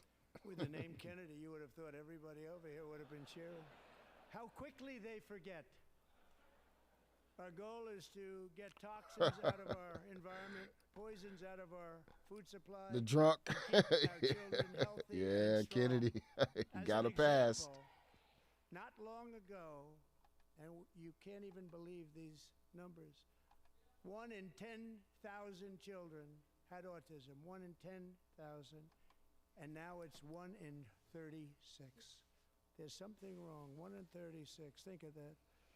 So we're going to find out what it is, and there's nobody better than Bobby and all of the people that are working with you. You have the best to figure out what is going on.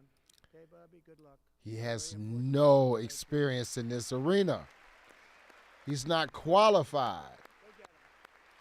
He's not qualified.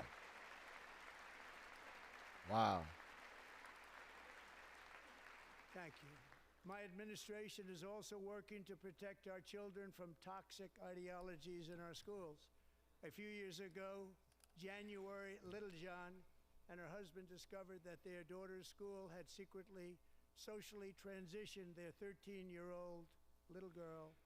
Teachers and administrators conspired to deceive January and her husband while encouraging her daughter to use a new name and pronouns. They, them pronoun, actually, all without telling January, who is here tonight and is now a courageous advocate against this form of child abuse. January, thank you. Thank you. Thank you very much. Thank you.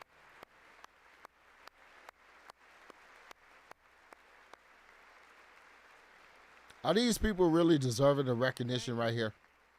Stories like this are why, shortly after taking office, I signed an executive order banning public schools from indoctrinating our children with transgender ideology. Transgender ideology. I'm still trying to figure out what that is, family. I also signed an order to cut off all taxpayer funding to any institution that engages in the sexual mutilation of our youth. I'm still trying to figure out what that is.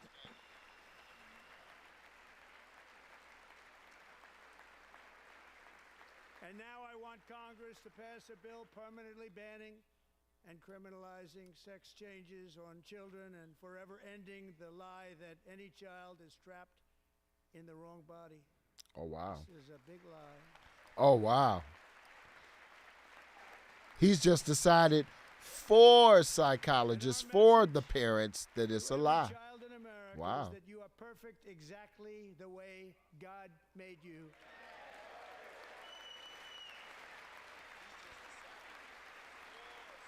But yet, if he made them in the wrong body, according to them, Because we're getting wokeness out of our schools. It's and wrong. Out of our military, and it's already out, and it's out of our society. We don't want it. Wokeness is trouble. Wokeness is bad. It's gone. It's gone. And we feel so much better for it, don't we? Don't we feel better? wow. We feel better because we're not woke. Service members won't be activists and ideologues. They will be fighters and warriors. They will fight You will not for our think. country.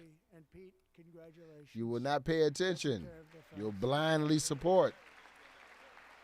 That's what the hell he's saying.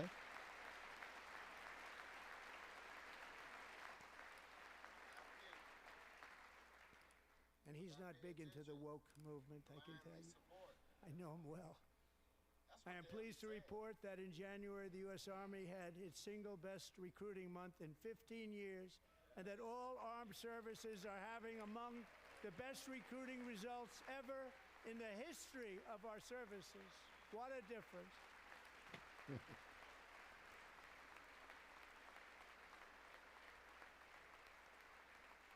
And you know, it was just a few months ago where the results were exactly the opposite. We couldn't recruit anywhere. We couldn't recruit.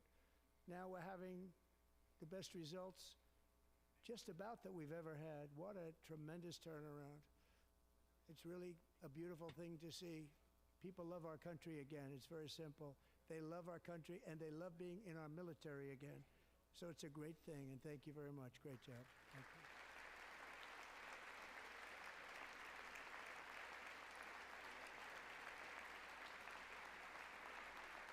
We're joined tonight by a young man, Jason Hartley, who knows the weight of that call of duty.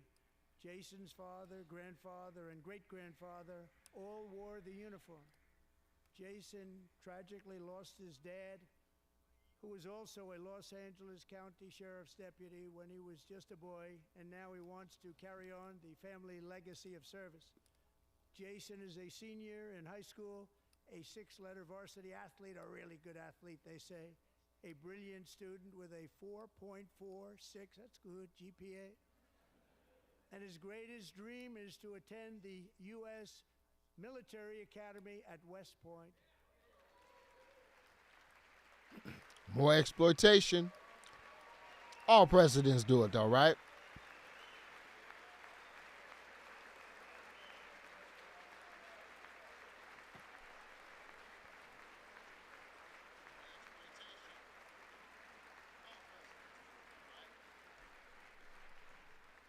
And Jason, that's a very big deal getting in. That's a hard one to get into. But I'm pleased to inform you that your application has been accepted.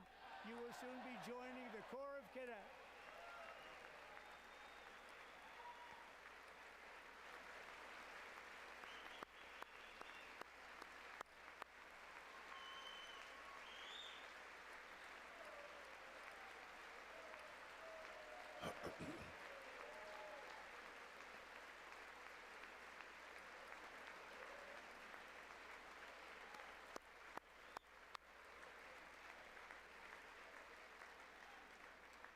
Thank you.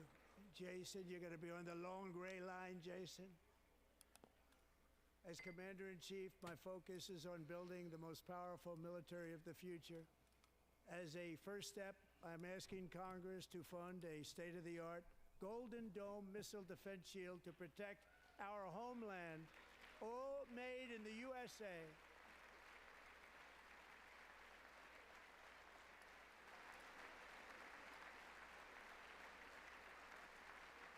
And Ronald Reagan wanted to do it long ago, but the technology just wasn't there, not even close. But now we have the technology. It's incredible, actually. And other places, they have it. Israel has it. Other places have it. And the United States should have it too, right, Tim, right? They should have it too. So I want to thank you. But it's a very, very important. This is a very dangerous world. We should have it. We want to be protected, and we're going to protect our citizens like never before. To boost our defense industrial base, we are also going to resurrect the American shipbuilding industry, including commercial shipbuilding and military shipbuilding.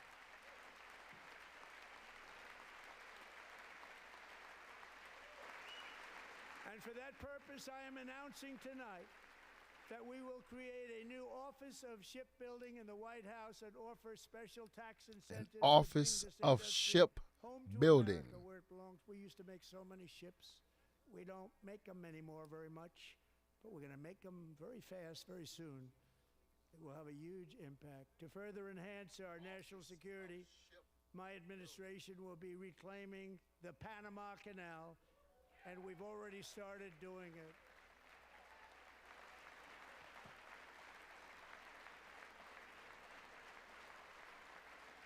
Just today, a large American company announced they are buying both ports around the Panama Canal and lots of other things having to do with the Panama Canal and a couple of other canals. The Panama Canal was built by Americans for Americans, not for others, but others could use it.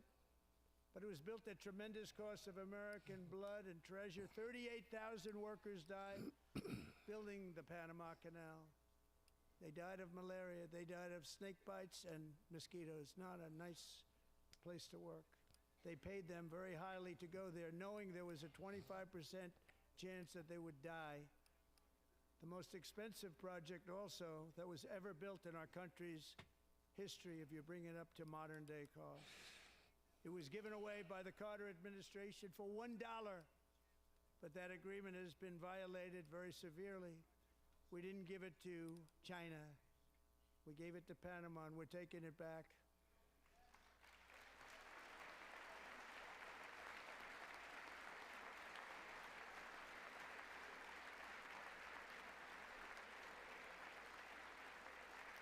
Does the average American citizen really care? In charge. Good luck, Marco. Now, we know who to blame if anything goes wrong. Marco's been amazing, and he's going to do a great job. Think of it. He got 100 votes. You know, he was approved with actually 99, but the 100th was this gentleman, and I feel very certain. So let's assume he got 100 votes, and I'm either very, very happy about that or I'm very concerned about it. But he's already proven. I mean, he's a great gentleman. He's respected by everybody, and we appreciate you voting for Marco. He's going to do a fantastic job. Thank you. Put Marco on the spot. You put Marco Rubio on the spot. Great job. And I also have a message tonight for the incredible people of Greenland. We strongly support your right to determine your own future. And if you choose, we welcome you into the United States of America. We need Greenland for national security and even international security, and we're working with everybody involved to try and get it.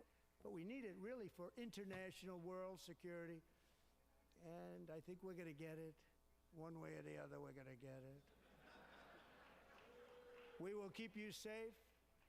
We will make you rich, and together we will take Greenland to heights like you have never thought possible before. It's a very small population, but very, very large piece of land and very, very important for military security. America is once again standing strong against the forces of radical Islamic terrorism.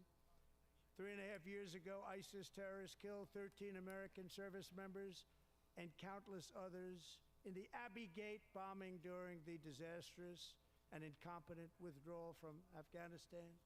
Not that they were withdrawing, it was the way they withdrew. Perhaps the most embarrassing moment in the history of our country.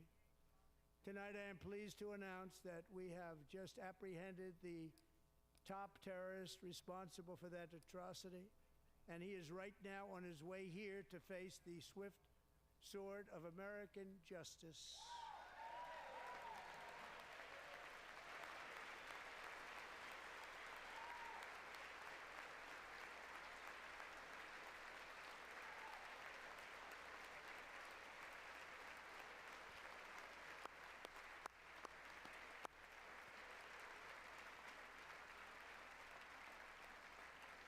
And I want to thank especially the government of Pakistan for helping arrest this monster.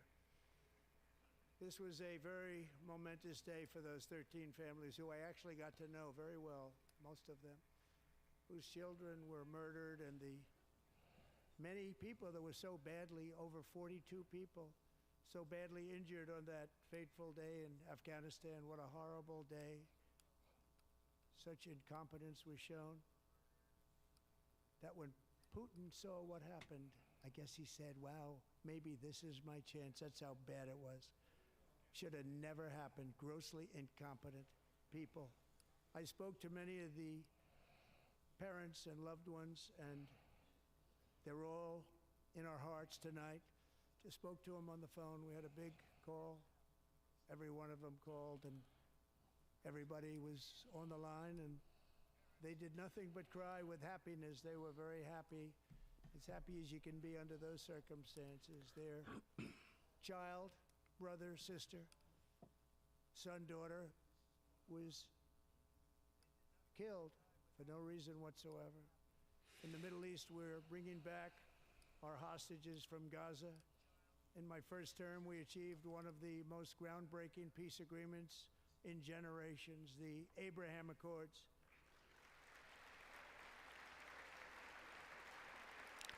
Sucking up to Israel. That's what he's doing now. AIPAC's in the house.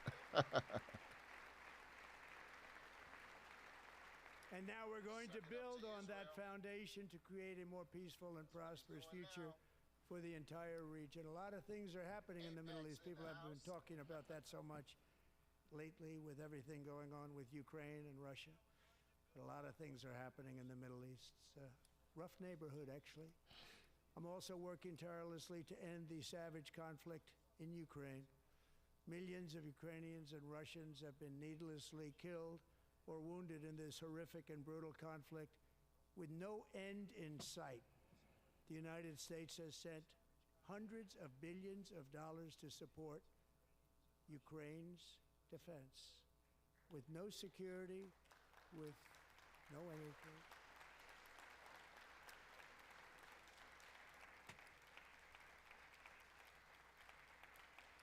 You signed up to protect them. That's what America did.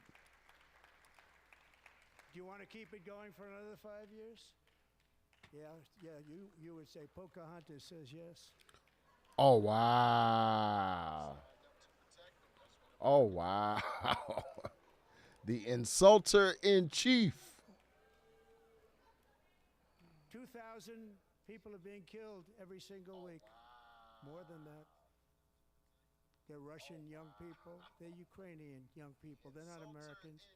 But I want it to stop.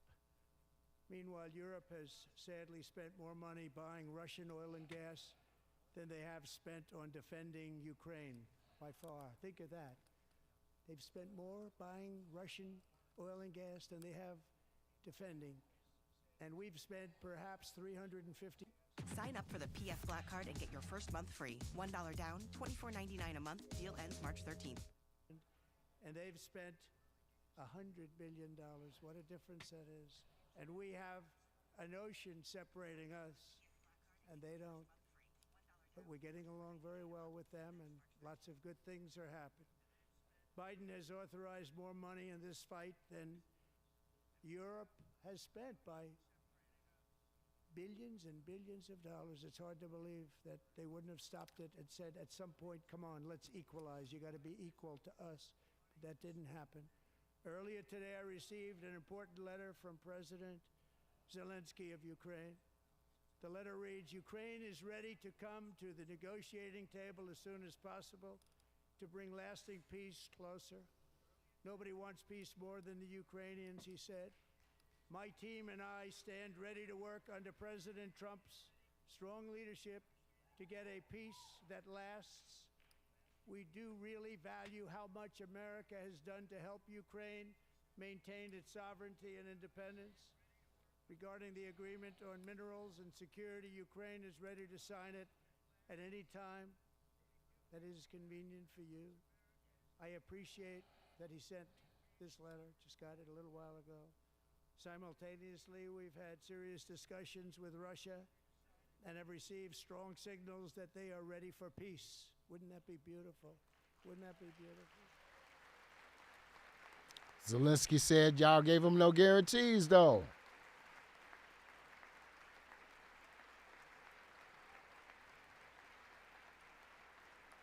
Wouldn't that be beautiful?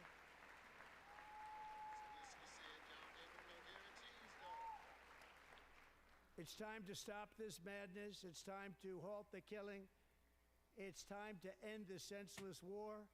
If you want to end wars, you have to talk to both sides. Nearly 4 years ago, amid rising tensions, a history teacher named Mark Fogel was detained in Russia and sentenced to 14 years in a penal colony. Rough stuff. The previous administration barely lifted a finger to help him. They knew he was innocent, but they had no idea where to begin. But last summer, I promised his 95-year-old mother, Malphine, that we would bring her boy safely back home. After 22 days in office, I did just that, and they are here tonight.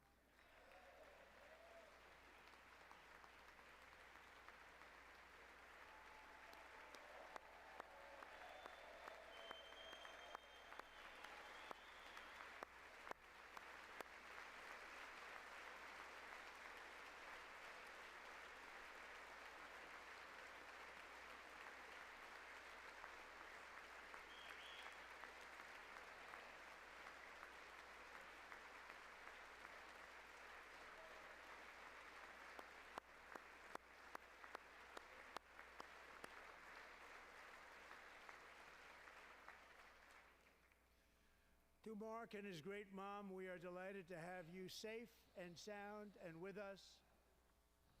As fate would have it, Mark Fogel was born in a small rural town in Butler, Pennsylvania. Have you heard of it? Where his mother has lived for the past 78 years. I just happened to go there last July 13th for a rally. That was not pleasant. And that is where I met his beautiful mom right before I walked onto that stage. And I told her I would not forget what she said about her son. And I never did I? Never forgot. Less than 10 minutes later, at that same rally, gunfire rang out, and a sick and deranged assassin unloaded 8 bullets from his sniper's perch into a crowd of many thousands of people. My life was saved by a fraction of an inch, but some were not so lucky. Corey Comparator was a firefighter, a veteran, a Christian, a husband, a devoted father, and above all, a protector. When the sound of gunshots pierced the air, it was a horrible sound. Corey knew instantly what it was and what to do. He threw himself on top of his wife and daughters and shielded them from the bullets with his own body. Corey was hit really hard. You know the story from there. He sacrificed his life to save theirs. 2 others, very fine people, were also seriously hit. But thankfully, with the help of 2 great country doctors, we thought they were gone and they were saved. So those doctors had great talent. We're joined by Corey's wife, Helen, who was his high school sweetheart, and their 2 beloved daughters, Allison and Kaylee.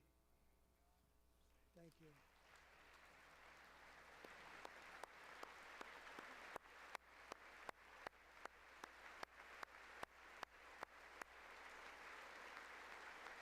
That daughter don't look so impressed. She does not look very impressed.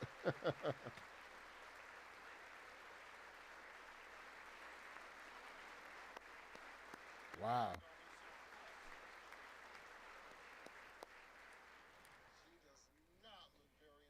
To Helen, Allison, and Kaylee, Corey is looking down on his 3 beautiful ladies right now, and he is cheering you on. He loves you. He is cheering you on. Corey was taken from us much too soon, but his destiny was to leave us all with a shining example of the selfless devotion of a true American patriot. It was love like Corey's that built our country, and it's love like Corey's that is going to make our country more majestic than ever before. I believe that my life was saved that day in Butler for a very good reason. I was saved by God to make America great again. I believe that. Thank you.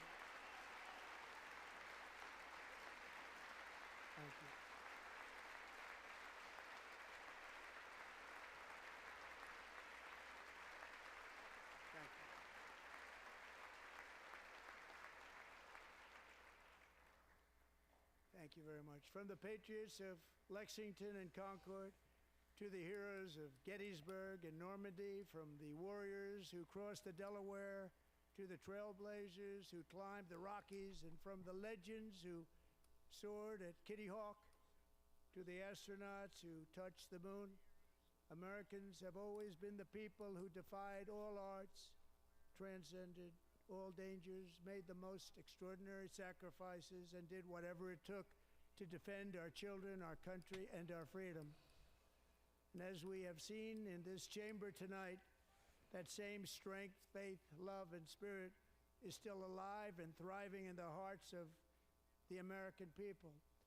Despite the best efforts of those who would try to censor us, silence us, break us, destroy us, Americans are today a proud, free, sovereign, and independent nation that will always be free, and we will fight for it till death. We will never let anything happen to our beloved country, because we are a country of doers, dreamers, fighters, and survivors. Our ancestors crossed a vast ocean, strode into the unknown wilderness, and carved their fortunes from the rock and soil of a perilous and very dangerous frontier. They chased our destiny across a boundless continent. They built the railroads, laid the highways, and graced the world with American marvels like the Empire State Building, the mighty Hoover Dam, and the towering Golden Gate Bridge. They lit the world with electricity, broke free of the force of gravity, fired up the engines of American industry, vanquished the communists, fascists, and Marxists all over the world, and gave us countless modern wonders sculptured out of iron, glass, and steel. We stand on the shoulders of these pioneers who won and built the modern age, these workers who poured their sweat into the skylines of our cities, these warriors who shed their blood on fields of battle and gave everything they had for our rights and for our freedom. Now it is our time to take up the righteous cause of American liberty. And it is our turn to take America's destiny into our own hands and begin the most thrilling days in the history of our country. This will be our greatest era. With God's help, over the next 4 years, we are going to lead this nation even higher. And we are going to forge the freest, most advanced, most dynamic, and most dominant civilization ever to exist on the face of this earth. We are going to create the highest quality of life, build the safest and wealthiest and healthiest and most vital communities anywhere in the world. We are going to conquer the vast frontiers of science, and we are going to lead humanity into space and plant the American flag on the planet Mars and even far beyond.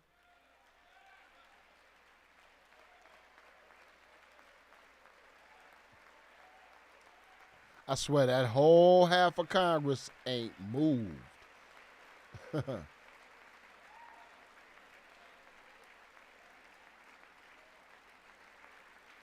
through it all, we are going to rediscover the unstoppable power of the American spirit. And we are going to renew unlimited promise of the American dream. Every single day, we will stand up and we will fight, fight, fight for the country our citizens believe in and for the country our people deserve.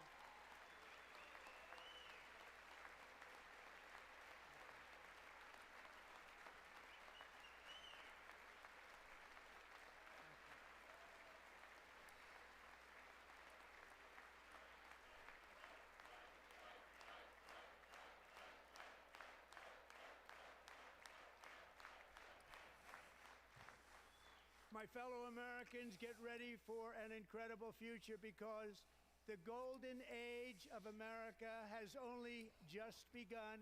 It will be like nothing that has ever been seen before.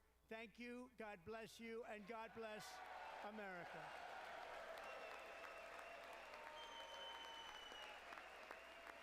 There it is, ladies and gentlemen. The State of the Union 2025. What did you like about the speech? What did you hate about the speech? Feel free to chime in. Hit the comment section. Hit the inbox. Do you like some of the policy prescriptions that he laid out? Some of the requests that he made from Congress? Is this the agenda that the American people, those who voted for him, is this the agenda that they truly wanted? Something to consider, ladies and gentlemen. I want to thank everybody for tuning in. Let me get this up out of here. Yeah. What can I say? Ladies and gentlemen, I know I have my thoughts about tonight's State of the Union, but again, feel free to comment in the comment section, inbox your boy. Let me know what you think. Live viewing of the State of the Union addressed by President Donald Trump. It is what it is. Jokes, funny times, and he stayed on the Democrats' neck tonight. I don't know what to say about that, but look. Hope everyone enjoys the rest of your evening. Talk to you next time.